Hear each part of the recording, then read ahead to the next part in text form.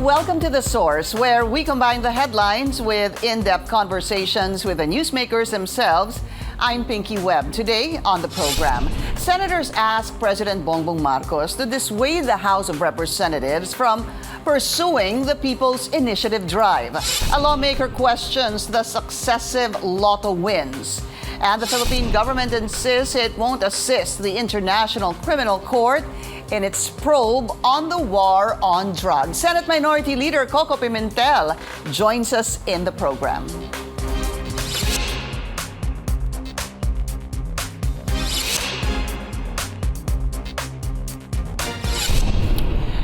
A Senate leader says the use of People's Initiative to amend the Constitution will likely be challenged by lawmakers before the Supreme Court.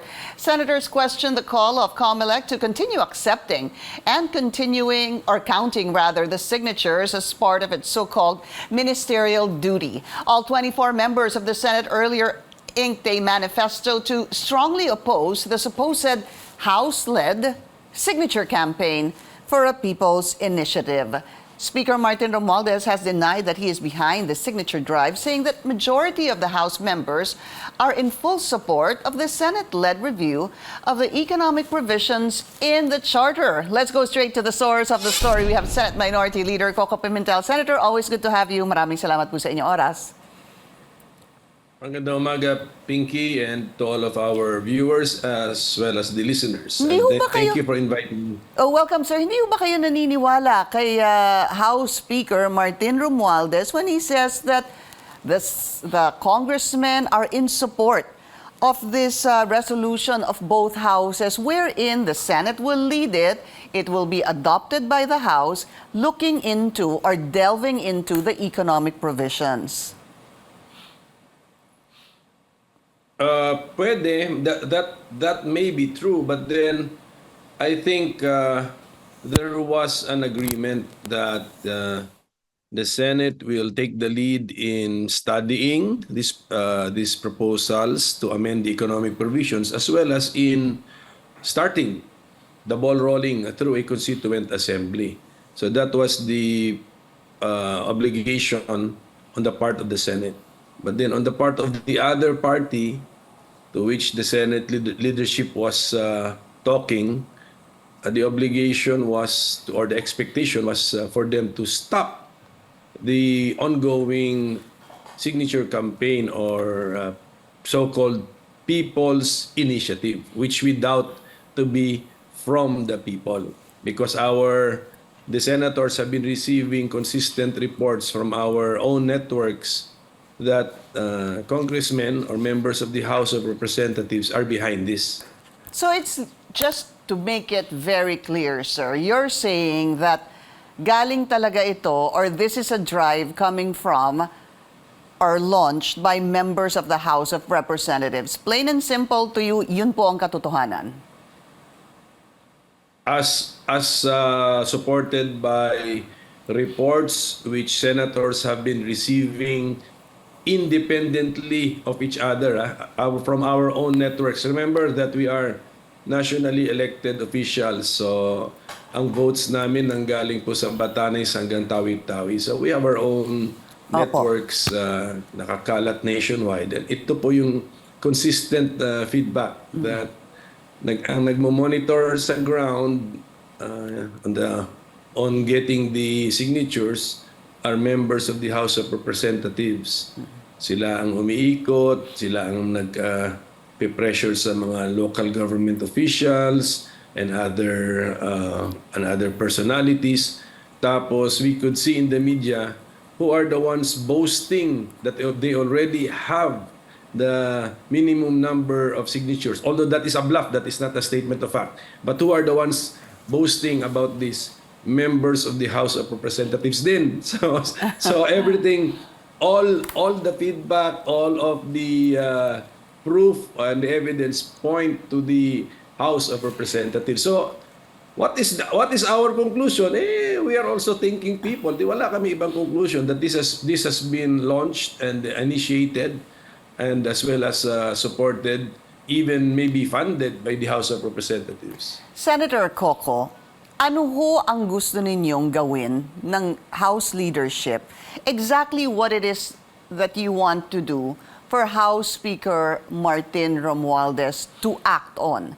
Do you want him to issue a statement to the House of Representatives and say, the House of Representatives should, even if we are not initiating this, will find ways or means to stop this people's initiative? Ganun ho ba? Do you want a categorical statement from him telling members of the House, sir?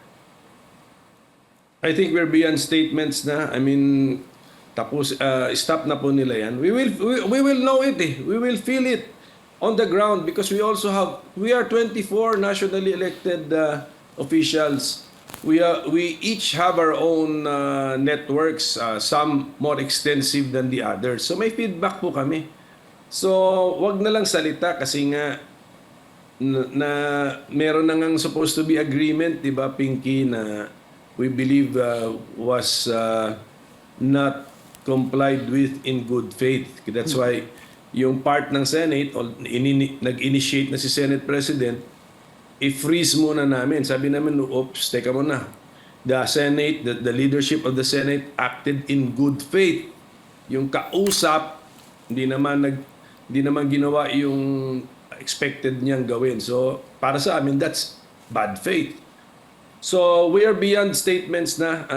It must be an actual stop to the signature campaign. Mararamdaman naman namin yan and feedback will be given to us. Ibig sabihin, Senator Koko, mararamdaman nyo, magkakaroon po kayo ng feedback na wala na pong nagdadala ng mga dokumento na may pirma doon po sa mga election officers or wala na rin pong iikot para humingi ng pirma. Correct. That's what, yun po ang gusto ninyo. Correct. And then hindi na rin napipressure ang mga election officers kasi ako'y nagtataka ako ngayon eh. Pagbigay ng isang tao na mga papel na mayroong pirma, binibigay niya sa election officer. Hindi naman siya kilala ng election officer. Ano ba tong grupo niyo? Hindi nagpapakilala sinong proponent dito eh. Bakit alam ng election officer anong gawin niya? Binibilang niya yung boto eh. Yung signature eh.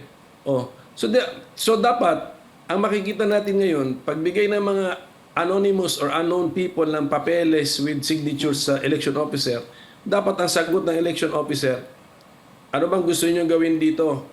Wala namang batas para rito, so matutulog lang ito sa opisina ko. Kung pipilitin mong ibigay sa akin, ibalik ko na lang sa iyo yan. Okay. Dapat ganun. Senator, two things. Two things, Senator. Ano ho ba dapat ang mauuna? Kasi that's the same question I asked the COMELEC. And they said, accepting signatures is basically ministerial. Tatanggapin lang po nila. Mahaba pa pong proseso ito, dadating sa, after that is the petition, sir. If I remember it correctly from Chairman Garcia, after the petition is the determination of form and substance. Yun po ang sabi niya. So ang tanong ko po sa inyo, kayo po abogado, ano ho ba dapat ang mauna? Kailangan ba may petition muna, formal petition, and then acceptance of pirma? Because, let me add this, sir. Pagka binibigay ho kasi ata yung pirma, nandun po yung gusto nila, yung voting jointly. I think, sir, baka naka-attach po yun dun. Nakita ko naman yung picture nung pinapapirmahan eh. Ang point ko ganito, kung si chairman ng COMELEC at ng mga election officers ay alam nila kung anong gagawin nila, sabi niyo may procedure pa siyang alam, may flowchart siyang alam, then there must be a law governing that, di ba? Hindi naman pwedeng inimbento lang yan ng isip nila. There must be a law. And there is only one law that we can cite, RA 6735. Unfortunately, unfortunately for the proponents of the People's Initiative, alam natin na way back in the 1990s, declared na po ng Supreme Court yung RA 6735 as insufficient to support a petition for People's Initiative. Very clear. So, hindi pwedeng gamitin yan. So, ano yung sinasabi ni Chairman ng COMELEC na procedure to follow, saan niya nahugot yun? I'm sure that goes all the way back to RA 6735. Alam naman nilang declared na yan as insufficient to support a people's initiative. Why is it So insufficient? dapat, Senator, why is it insufficient? Is it because of a lack of an enabling law? Yun ho ba yun? that was the attempt of Congress to give an enabling law sa people's initiative na question sa Supreme Court. Ang declaration ng Supreme Court, this is not a well-written law and it is not sufficient to support a people's initiative. So tell Ano me, yun? sir, why is Declaration ng court yun. always being said that there are three modes? Hindi ho ba? To amend or revise the kasi- Constitution. Con-as, con-con, and People's Initiative. And then why are you telling me now that hindi ito pwede as per a Supreme Court ruling, obviously jurisprudence? In 1986, na sinulat yan, in 1986-87, na sinulat yung Constitution, yun yung three modes. So, ginawa ng attempt ng Congress na klaruhin na yun yung procedure and requirements dun sa third mode, yung People's Initiative. Ang resulta, yun yung Republic Act 6735. So, yun yung sequence. Sa Constitution first, Right. then the law followed. And then, nagkaroon ng controversy. Somebody attempted to launch a People's Initiative. Nagkaroon ng controversy all the way umabot sa Supreme Court.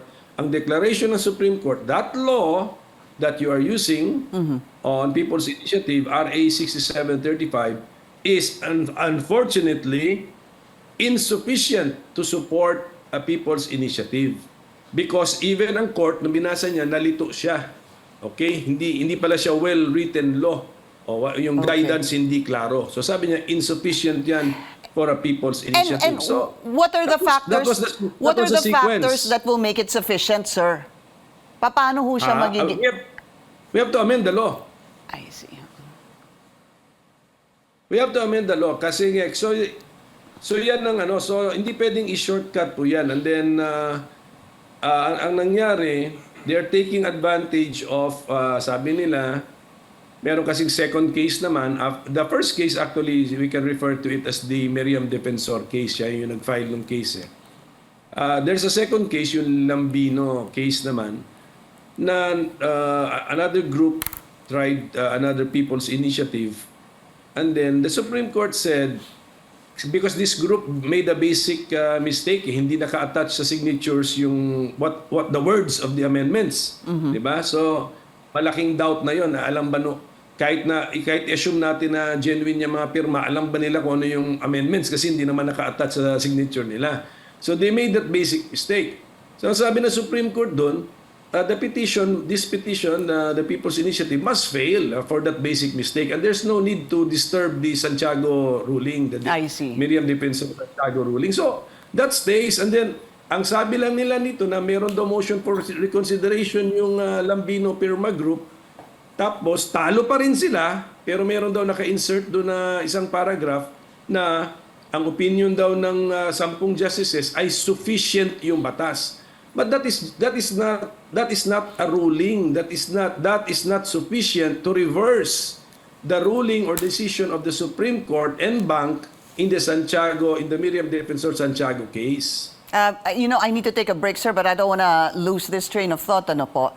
In the second case, if eventually the Supreme Court said it is sufficient ang batas, why does that not take precedence over the first case, the Miriam Defensor Santiago case, wherein it said it's insufficient? Could you explain, please? Yes, because sometimes there are statements in resolutions or decisions which are not important to deciding the case. And this is one of those, and one paragraph lang ito, last paragraph pa, resolution pa, hindi decision, signed by the clerk of court, not by the justices. So, napakahina nitong obiter, ang tawag namin mga lawyers dyan is obiter dictum. Ibig sabihin nun, it's a statement which could not have been made, and yet the decision stands. I mean, Got it. it would not have affected the ruling or the decision. So, surplusage. So, yan pa yun. Because ang sinabi doon, 10 justices, but they cannot even be identified because their names were not listed by the clerk of court. So, ito pong one paragraph, ang aking opinion, as a lawyer, itong one paragraph entry in a minute resolution signed by the clerk of the court cannot overcome the decision, resolution versus decision, the decision in the Miriam Defensor Santiago case, which is very clear, hindi to obiter, this is the ruling signed by justices of the Supreme Court. So ibangga lang natin yung dalawang documents. Opo. The Miriam Defensor Santiago decision dwarfs the minute resolution. The obiter dictum. Yun po yung sinabi niya. All right. Yes. Senator Koko, I need to take a very short break. We'll be right back.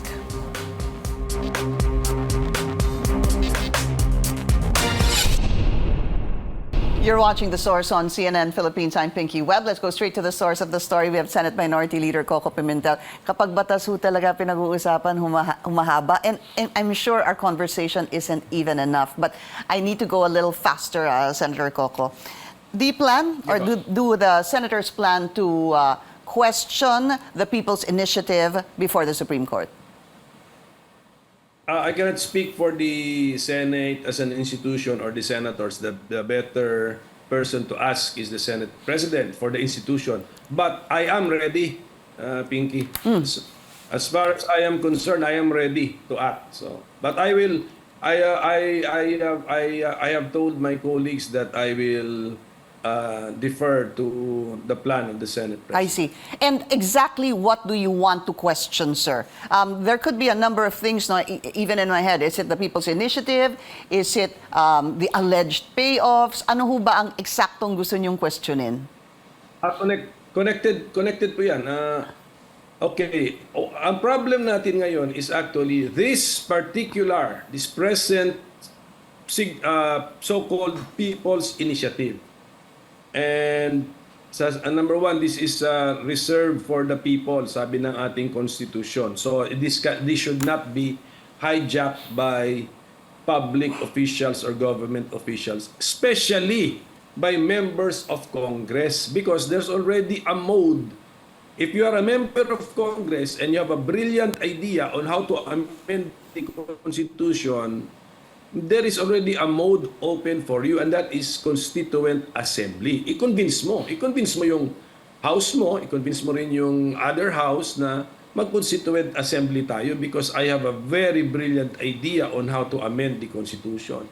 Yan yung paraan mo. Do not hijack the third mode reserved for the people. Okay, yan yung number one argument natin. And number two argument natin, and naglalabasan na po yung mga evidence and proof na in the process of asking the people to sign this particular so-called People's Initiative with that particular amendment na voting jointly daw si House of Representatives and si Senate, merong bayaran, may compensation yung signature, may value exchange for the signature.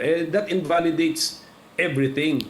Even if we assume na talagang galing sa puso yan nung pumirma, pero kung binayaran po yung pirma o may kapalit na bagay na mahalaga, or even a promise, even a promise na may darating na bagay na mahalaga, invalidated po yung signature. Senator, pero may testigo po kayo. Maraming reasons. Yes, actually na-inform ako, magkaka-hearing po sa Tuesday. So, maglalabasan na po dyan yung mga ebidensya. Yeah, actually, that was my other question when the hearing will be. I believe this was a resolution by Senator Amy Marcos. And I'm not sure, I think you also, di ba? Hindi ho ba pati kayo? Or was it just Senator Amy? Support na po ako sa resolution ni Senator Amy Marcos. So, Tuesday? I'm supporting that. So, sa Tuesday po, sabi mo, maglalabasan? Alam ko Tuesday, yeah. Okay. Yeah, that's the plan. That's the plan. Kaya nananawagan na kami. Kung sino pa po yung may hawak ng ebidensya, please approach the Senate or even the committee of Senator Amy Marcos. Okay. And then there was supposed to be a meeting, Senator Koko, kagabi, kasama po si Pangulo. Ang balita, una po, Senate leaders Senator Mix, just the leaders, also Senator Win, Senator JV, and then pagkatapos daw nun, supposed to be leaders of the House. Any information, ano pong naganap? May ikwento na ho ba sa inyo? I wasn't there, but better ask yung those present para mas juicy po yung kwento. But did you ask them?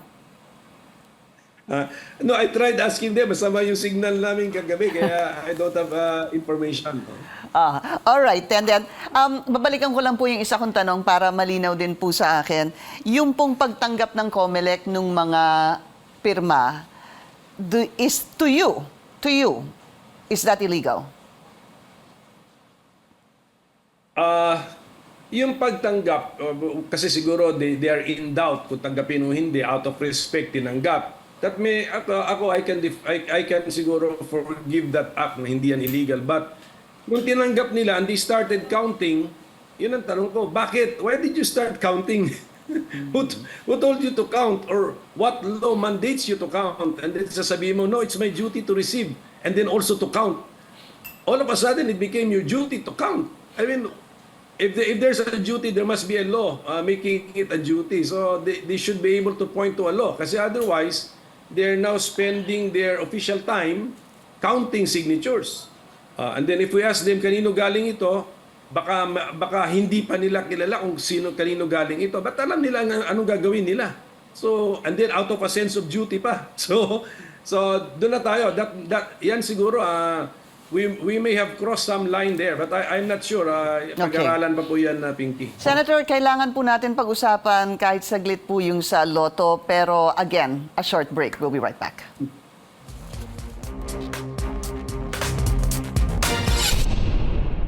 You're watching The Source on CNN Philippines. I'm Pinky Webb. Let's go straight to the source of the story. We have Senate Minority Leader Koko Pimentel. Sir, 5 draws, won, tama ho ba, in 1 month? Yeah. Kataka-taka po para sa inyo yun, tsaka kay Senator Raffy Tulfo. Was there a acceptable explanation from the PCSO, sir? Wala. Ang sabi nila, tinamaan. Gano'n lang. Because, of course, the position of the PCSO is that their system is so, anong tawag mo ito? It's so pure. Foolproof. No, that is their position, no? That the system is so impregnable na cannot be hacked. There is no foolishness in the system. Kaya pag tinanongin mo, in less than 1 month, 5 difficult lotto games tinamaan. Ang sagot nila siya, tinamaan eh. yun ang report ng system nila. That is why actually yesterday we asked the CICC, yan yung cybercrime investigating unit ng attached to the DICT. So sabi namin, come on, take a look at the system of the PCSO kasi ako, sabi ko, I have my suspicions. These are 5 lotto games. By itself, mahirap na tamaan yung isa kasi millions of combinations na yan eh. Yung 642, 5.2 million combinations yon. Anong chance matamaan mo yan? And then yung 658, 40 million combinations yon. Paano chance naman na matatamaan mo yon? 40 million combinations. So, ang ginawa kasi ng COMELEC, ng PCSO, gimmick sila over Christmas 2023 that they augmented the jackpots, dinagdagan nila. Opo. Okay? Malalaking halaga from 100 million pesos to 500 million pesos. So, yung 5 laro, dinagdagan nila yon. Yung 2 mas madaling tamaan, tagwa 100. Yung 3 mahirap tamaan, tagpa 500 million pesos. Okay. So, sa December nila ginawa yon, augmenting the jackpot. Opo. By January, tinamaan na lahat eh. Okay. So, bakit pati ikaw natawa? Hindi kasi sabi nga nila, hindi ka na abogado, mathematician ka din daw. 5.2 million combinations and 40 million combinations. Yung isa, 655. Tapos yung isa, natatawa lang po ako kasi natatawa po kayo. Kasi it's obvious. You don't believe it. Because ganito nga, yung isa, sabi ko, let's look at historical record na in the past, one game, let's take one game, maybe the 655 or the 658. One in the history na umabot siya ng 500 million pesos naturally. Yung accumulation yan yung jackpot, hindi by augmentation. 500 million pesos na. Ang theory kasi ng PCSO, pag gano'n na daw yung level, attracted na yung mga bettors, marami na ang tataya. Bakit doon dati, kunyari yung 655, 658, umabot na ng 500 million pesos yung kanyang jackpot. Buwan. It took months, more than 1 month. It took more than 3 months para tamaan siya. And here, last Christmas, 5 games tinamaan. All right. So I'm sure there will be another hearing regarding this, Senator. Ganun ho ba? Yes, according to my chairman, Senator Rafi Tulfo, he will get to the bottom of this. Okay. Senate Minority Leader Koko Pimentel, always, thank you for your time. Thank you for having invited me over the years. Thank you. We're very happy to have you. And thank you for joining us here on The Source. I'm Pinky Webb. You're watching CNN Philippines.